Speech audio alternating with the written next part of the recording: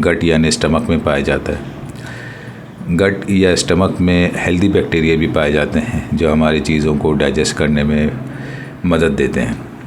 Consistent strain के साथ यानी स्ट्रेस के साथ स्टमक एसिड रिलीज़ करता है और इसकी डायग्नोसिस फ़ौरन नहीं हो पाती इस वजह से।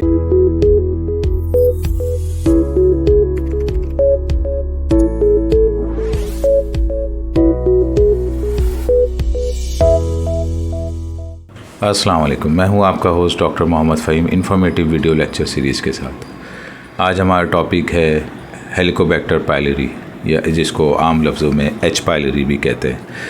ये एक बैक्टीरिया है और ये मैदे के मुंह पे पाया जाता है यानी स्टमक में पाया जाता है और इसकी बहुत सारी अलामतें हैं, बहुत सारे कॉजेज़ हैं, बहुत सारे ट्रीटमेंट हैं। तो मुझे लगता है कि मुझे 2 से 3 प्रोग्राम टोटल इस पे करने पड़ेंगे, जिसमें पहले प्रोग्राम में मैं कवर करने की कोशिश करता हूँ इसके कॉजेज़, इसके सिम्टम्स, और उसके बाद जो है सब्सिक्वेंटली डायग्नोसिस, ट्रीटमेंट और रेजिस्टेंट एच पायलरी इन्फेक्शन की ट्रीटमेंट। तो टोटल ये 5 सेगमेंट्स हैं जो मुझे कवर करने हैं। होपफुली 2 से 3 प्रोग्राम्स में कवर हो जाएंगे। तो कॉजेज़ और सिम्टम्स की बात करते हैं, उसके बाद फिर डायग्नोसिस पे मूव करते हैं। इनिशियली एच पायलरी का इंट्रोडक्शन मैंने दे दिया कि ये एक बैक्टीरिया है जो गट यानी स्टमक में पाया जाता है। गट या स्टमक में हेल्दी बैक्टीरिया भी पाए जाते हैं जो हमारी चीज़ों को डाइजेस्ट करने में मदद देते हैं। जैसे कि आप समझ लीजिए दूध से जो दही बनती है वो भी with the help of bacteria बनती है and they are called healthy bacterias. Gut flora यानी गट के जो हेल्दी बैक्टीरिया होते हैं उनको हम गट फ्लोरा भी कहते हैं।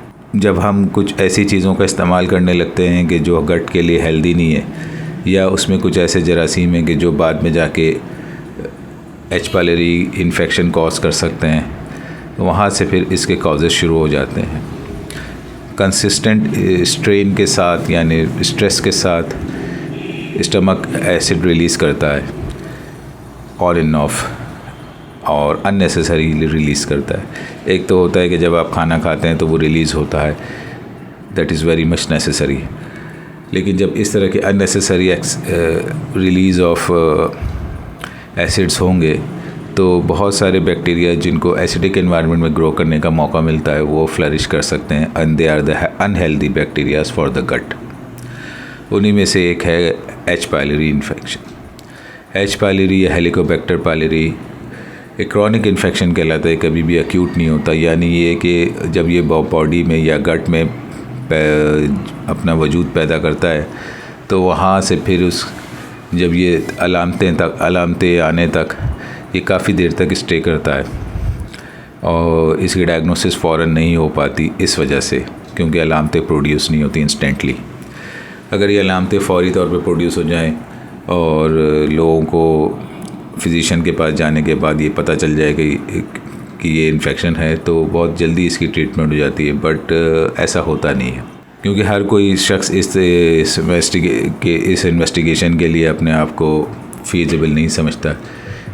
क्योंकि फिजिशियन भी अगर हर एक को ये टेस्ट लिखना शुरू कर दे तो नो डाउट कि इसमें 50% लोगों का पॉजिटिव आ सकता है, लेकिन उसमें भी वेरिएशन बहुत ज़्यादा है कि वो जो 50% आ रहा है उसमें वीकली पॉजिटिव है, स्ट्रांगली पॉजिटिव है, और जो भी पॉजिटिव है आइदर दे आर सिम्टोमेटिक और उनको कोई अभी अलामतें नहीं है। तो एक ट्रायल बेसिस के तौर पर तो ये टेस्ट कंडक्ट कराया जा सकता है, लेकिन ये है कि ट्रीटमेंट बेस्ड ये इन्वेस्टिगेशन जो होगी ये बहुत ज़्यादा एक्सपेंसिव पड़ जाएगी, क्योंकि अब जो टेस्ट इसके हवाले से हो रहे हैं वो बहुत महंगे टेस्ट हो रहे हैं और they are more reliable than previous ones. तो इस वजह से हर एक को पर ये बर्डन नहीं डाला जा सकता unnecessarily. So we just have to wait for the symptoms, और अगर ख़ुद से कोई कराना चाहे तो एक डिफरेंट मैटर है। तो ब्रीफ इंट्रोडक्शन मैंने दे दिया कि ये आपका जो है एच पायलरी क्या है, कैसे प्रोड्यूस होता है।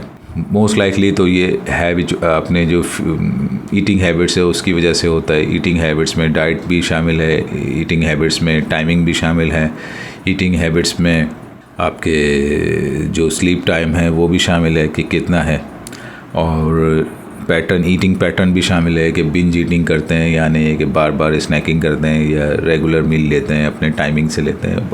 तो इस तरह की चीज़ें हैं। या बहुत ही प्रोलॉन्ग फास्टिंग कर लेते हैं, उसके बाद एक साथ बहुत सारा खा लेते हैं। ईटिंग हैबिट्स, ईटिंग पैटर्न और ये डाइट्स जो आप खाते हैं कि वो बहुत ज़्यादा ऑयली है और स्पाइसी है और अनहेल्दी इसमें चीज़ें शामिल हैं। तो ये सारी चीज़ें जो हैं ईटिंग हैबिट्स में शामिल हो गई। बाकी स्ट्रेस वगैरह है या स्मोकिंग है, एक्सेसिव स्मोकिंग है, और जो आपकी जो चूइंग कैपेसिटी है वो अगर बहुत ज़्यादा लो है, मतलब ये कि फ़ौरन खाना खाया और एक दो निवालों बाइट्स में ही जो उसको स्वेलो कर लिया, तो ये भी जो है प्रोड्यूस कर सकता है बैक्टीरिया। क्योंकि जब तक ये आपका जो क्रंच नहीं होगा, ये सारी चीज़ें जो होगी क्रश हो के जब ये मैदे में जाएंगी, तो that's more soluble for the stomach to work upon.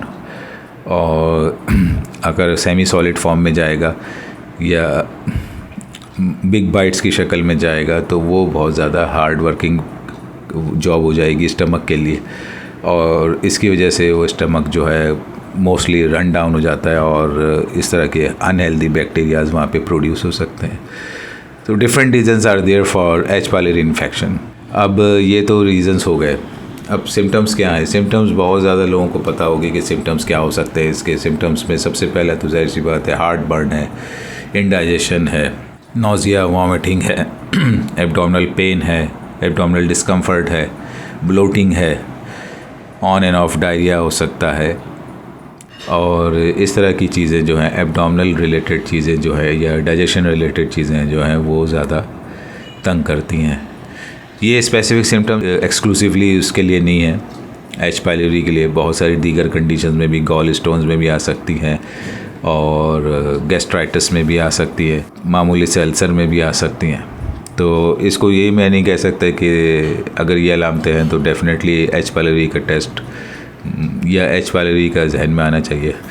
But there is one thing that you need to know कि अगर ये चीज़ें कंसिस्टेंटली आ रही हैं आफ्टर द बेसिक या इनिशियल ट्रीटमेंट या एम्पेरिकल ट्रीटमेंट जिसको हम कहते हैं कि रूटीन की ट्रीटमेंट दिए, तो कन्वेंशनल थेरेपी के बाद भी अगर ये चीज़ें प्रिवेल कर रही हैं, इस तरह की अलामतें हैं, and it has been months and months with these conditions, relapses हो रहे हैं, रिकरेंसेस हो रहे हैं, रिमिशंस आ रहे हैं, तो इसमें फिर जो है आपने ख्याल करना है कि this is something not usual, यानी ये कुछ अलग सी चीज़ हो सकती है।